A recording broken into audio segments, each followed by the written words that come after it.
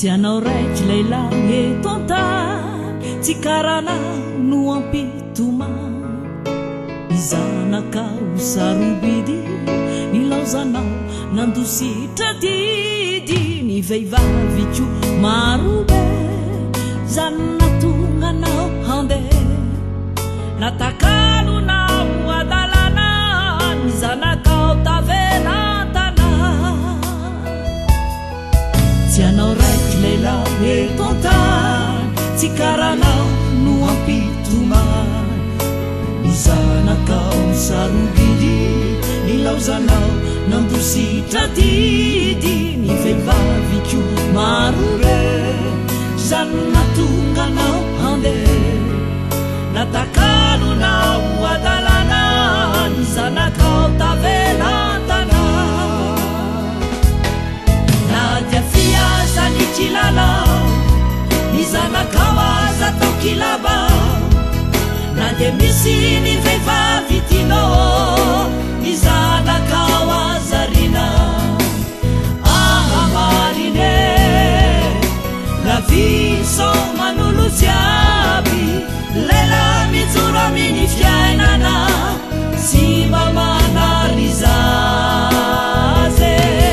Na dia fiaza ny kilalao, ny zanakao aza tao kilabao.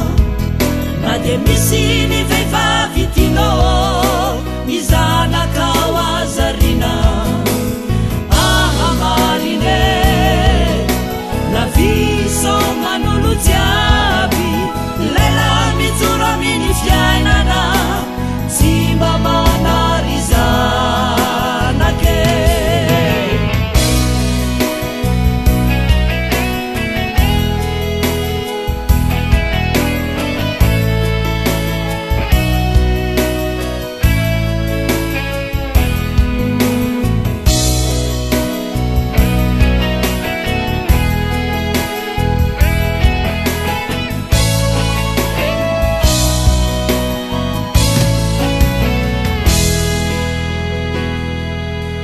Izay hoanina nio tadiavina, raha ampitsoko torakiza. Mivadinao efa mitotototo, ny zanakao jereo fa miadonto. Tsy meteneny ataonao mipodiany anao fa lehila. Na dia mamiratonareo zanakao bajereo. Izay hoanina nio tadiavina, raha ampitsoko torakiza.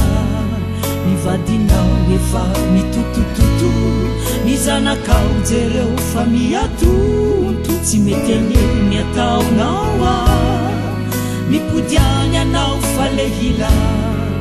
Na dia mamiratonareo zanakao bajereo. Na dia fiaza ny kilalao, ny zanakao aza tao kilabao. Na dia misy ny vehivavy tinao, ny zanakao azarina. Marine la vie sans manolo jiaby, lela mijoro amin'ny fiainana, tsy mba manarizazy. Na dia fiaza ny kilalao, ny zanakao aza tao kilabao. Na dia misy